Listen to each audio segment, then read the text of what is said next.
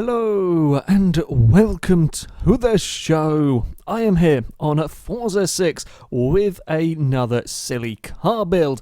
My vehicle today is the Lamborghini Veneno. This was pretty much the fastest S2 car you could get on Horizon 2. This thing is ridiculously fast. Very, very good through the corners. And I figured, well, if a road car is going to stand a chance at beating the Caparo T1, my other ideas haven't quite worked. This one, again, should be in with a pretty damn good shot. Going to get a lot of power. It's going to be four-wheel drive. Yeah, if it drives as well as I'm hoping it does, then this is going to be a monster of a vehicle. The engine, of course, we're not going to be able to swap it out in the Lamborghini, and I'm keeping the drivetrain as it is. We can get some twin turbos on the car. It makes it a fraction heavier, but we're adding another 80 horsepower. We'll get well past the 1,000 horsepower mark on in this vehicle. I would certainly be hoping at least. Tyres, we of course are not allowed to use the race tyres. We must use the street tyres or the stock compound so that the cars are still road legal, since that's what the Caparo did, and we're trying to beat it with a road legal car. However, we can get some nice fat tyres on this, 275s on the front. I expected perhaps a little bit bigger on the front of the Lamborghini, but I'm guessing we can get we can get ridiculous rear tyres. This is why this has so much grip. 375s on the back of the Lamborghini. I mean, that's about as big as tyre as you can get. I think the Ferrari F40 has this size tyre as well. It's a ridiculous size tyre on the back of the Lamborghini. So that is all good, and then we will be going through here. We'll be getting the weight down. I mean, of course, we're not going to be getting it to the Caparo levels. The Caparo was, what, 1,400 pounds? We're not going to get the Lamborghini down to that sort of weight. However, power to weight ratio wise, I'm hoping we can get it down. I get the car down to perhaps about 2,500, 2,600 pounds, and we're going to have almost 1,000 horsepower. Okay, we're not going to quite get it that low. We're only going to get it down to 2,900. Okay. It's going to be a bit on the heavier side, and when I say heavier side, I mean that's comparing to the stuff that we've driven. That might not necessarily be a bad thing. We saw the Lotus really struggle. The Lotus was horrendously hard to drive last time out, so maybe this will be a little bit more stable, a little bit nicer to drive. We're going to get it into P class, which is good. We might actually have or give the Caparo a little bit more room for its money PI wise with this vehicle. Power is going up. We'll stick these on. This will give us a nice jump in power to 900 horsepower in the Lamborghini. This is, I definitely think this is going to be the closest to the Caparo. We should get some phenomenal straight line speed and acceleration and certainly traction from this car. With those size tyres and four-wheel drive, this thing should really launch itself out of the corners. Although the PI is not really going up too quickly now, even with all of this power. Yeah, it's not quite going up. It's not quite going to be. Oh wow, bloody hell! 1,100 horsepower. Didn't realise we quite got that much power in the Lamborghini. Okay, power, lots of. We've got over double the horsepower of the Caparo, although we are about double the weight. Big tyres, big brakes. We are about 30 PI short of the T1. However, the T1 is very, very tough to drive. I'm hoping the Lamborghini won't be as difficult as oversteery. It stands a good shot. Certainly, the Veneno stands a good shot of at least getting close to that mighty Caparo. So it is here at the Road America West alternate circuit where we'll find out just how close the Lamborghini, or if it can potentially even beat the T1.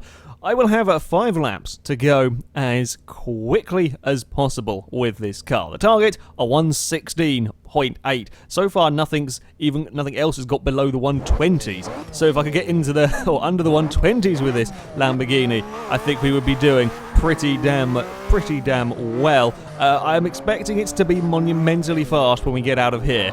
We were going to be very quick down this part. We've seen speeds of up to about 200 miles an hour before jumping on the brakes in cars. It's actually not quite picking up speed as... it's very, very quick. It's not quite as fast as the other cars. It's 189. Oh, we have working brakes. That is lovely. It is so nice to have a car that gets stopped properly. That is a relief, and the grip through the corners is lovely. Even though I pushed it a little too hard through that bit, just a little bit too much. We have proper brakes. It is nice to have a car. Oh. I was pushing that a little bit on that corner. We have some proper brakes. We can actually get stopped now. That is so nice to have a car that can get stopped. And yes, it is four-wheel drive, but the grip is phenomenal. It doesn't feel understeery at all through these very, very quick corners. Oh, get slowed down. I mean, it is going incredibly fast into these braking zones, so this is something that we've got to deal with. Oh, okay, there we go. We can get turned in. I mean, again, we still can't quite carry the same speed that the Caparo could through this long corner. I think this is where, well, everything is going to struggle. Although once you can get it out of the turn, you can really fire it down there. So the the opening lap from a standing start, and while I'm still learning the car, was well, it was far quicker than the Elise, and it's not that far off the other two. So yeah, this is a quick car. Is the Veneno. Right, how far can I push it under brakes? Could we perhaps go at the 5 board? Oh, we could. Wow, actually using the braking boards for that corner.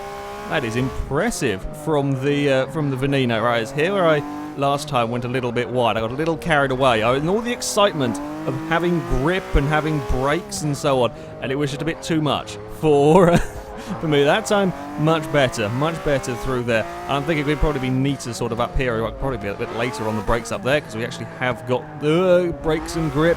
I've done a silly thing through there. That was completely my fault on that one, and then carry the speed. Oh, a little too much. Well, this lap wasn't going perfectly, so had to give it a try. Yeah, I mean, this will carry about 10 miles an hour more through that quick corner than the other cars were able to. It's here where I think we struggle.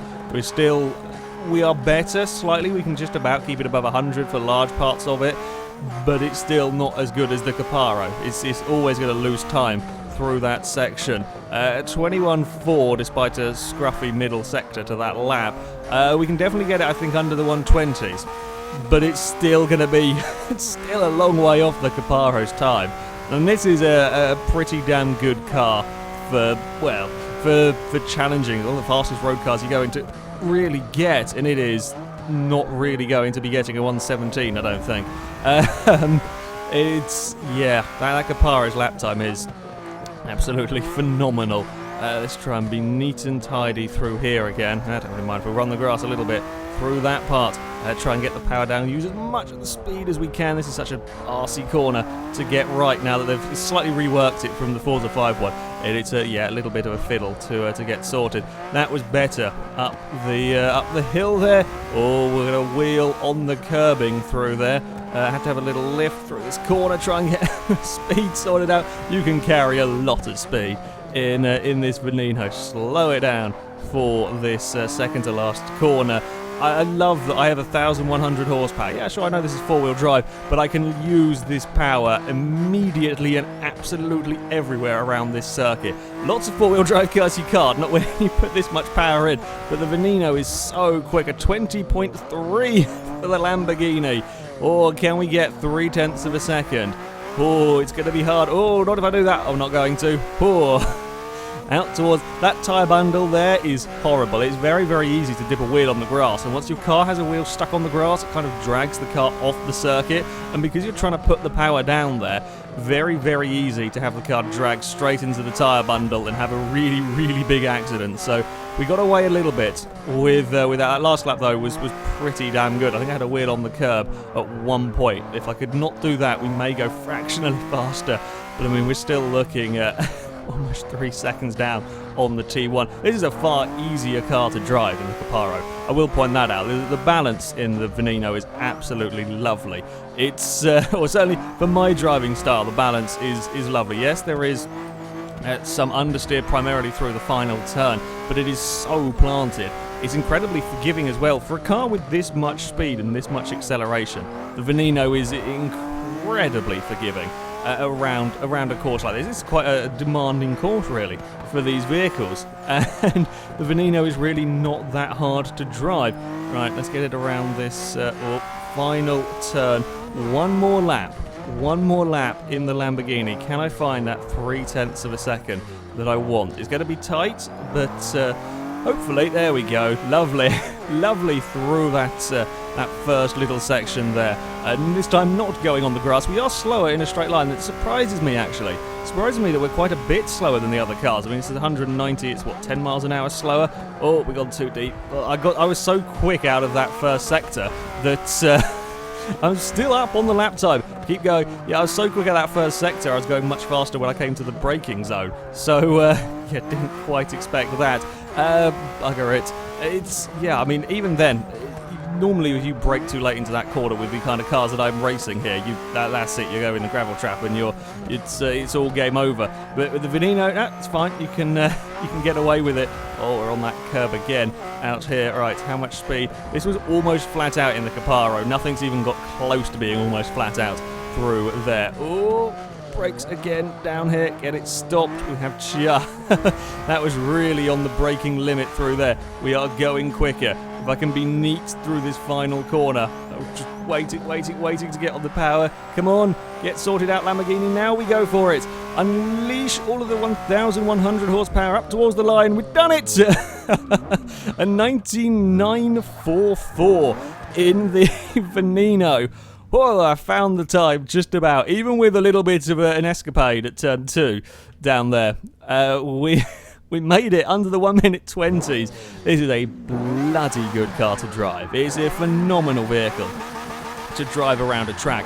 It's got so much grip, incredibly forgiving for how much power there is available. Yeah, you know, it's four-wheel drive, but very few four-wheel drive cars ever drive as well as this, especially not when you've got as much power as you get in this Veneno. Let's not stick it in a tyre bundle straight away.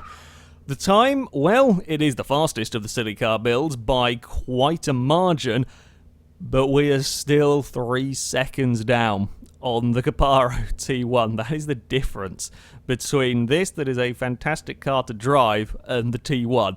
That Caparo's time is seriously, stupidly fast.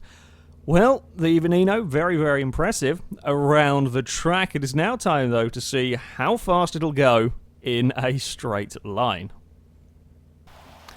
So we are here at a rather damp Le Mans for the Lamborghini's speed run. It wasn't particularly fast, in all honesty, at Road America compared to the cars. Look at that.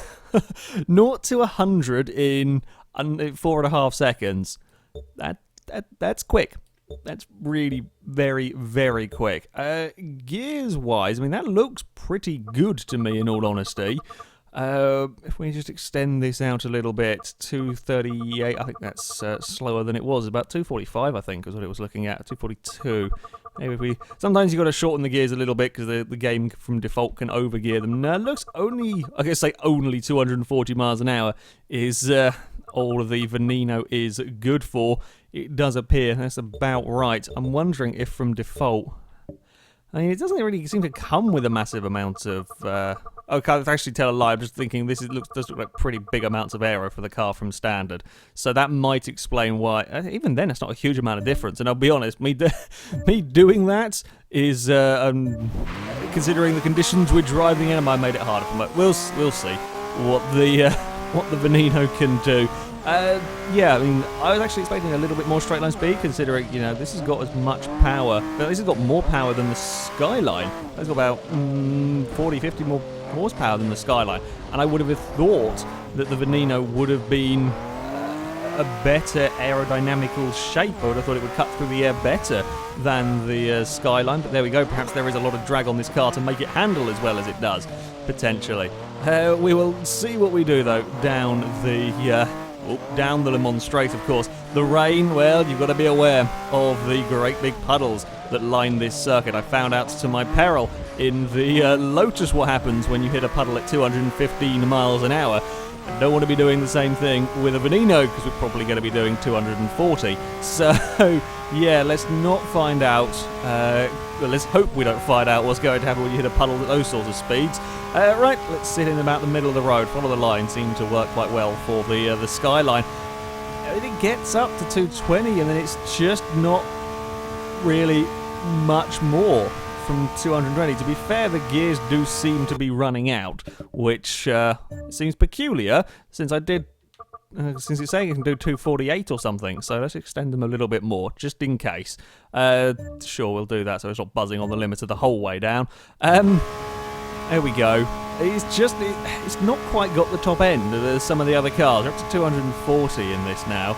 It's gradually, I'm sure it could get 247, 248 miles an hour, but there's not a long enough straight here, and well, there's no longer straights in Forza.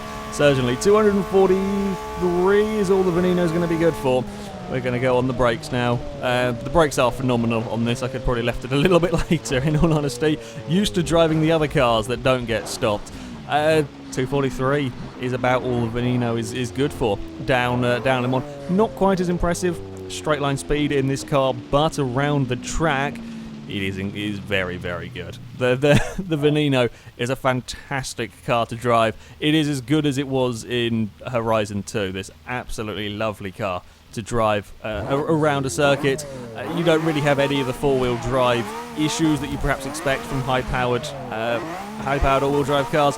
You have so much traction available because of it that yeah, you really can go very, very quick around a circuit. However, it is still way off the Caparo T1's time. So yeah, that I'm not sure. I'm not sure if we're so far down with the Veneno, if anything is actually going to be able to beat that Caparo. But there we go. That is it for this video, guys. Thank you very much for watching, and until next time, goodbye.